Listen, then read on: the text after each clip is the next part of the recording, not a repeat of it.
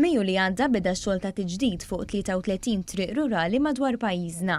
Toroq li jintużaw kemm il-bdiewa u kif ukoll bħala rotot sekundarji bejn lokalità u oħra.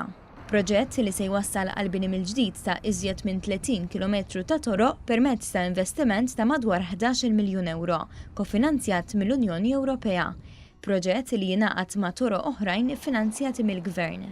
Ta' bardan fis-stqarrija mill-Ministeru għat-Trasport, l-Infrastruttura u Proġetti Kapitali fejn kien spjegat li fl-aħħar xhur u ġimgħat diġà tlesta madwar 15% tax-xogħol pjanat fosthom f'toroq bħal Żebbuġ, f'St. Peter's Pool f'Marsa Xlokk, f'Ħażabbar, fin-Naxxar, bejn is-Siġġiewi u l-Qrendi u f'Bir Żebbuġa.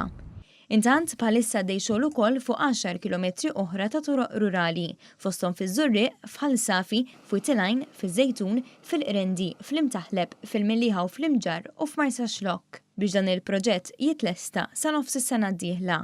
F'kull triq li qed tinbena mill-ġdid, Infrastruttura Malta qed tikkoordina x-xogħol mal-entitajiet tas-servizzi tal-ilma, tal-elettriku u tat-telekomunikazzjoni sabiex is-sistemi neċessarji għall-istess inħawi jitpoġġew qabel isiru l-pedamenti u l-kisib bl-asfalt ġdid.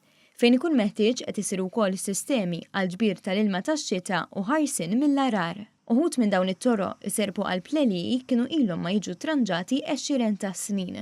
Uħud minnhom qatt ma sarulhom il-pedamenti meħtieġa.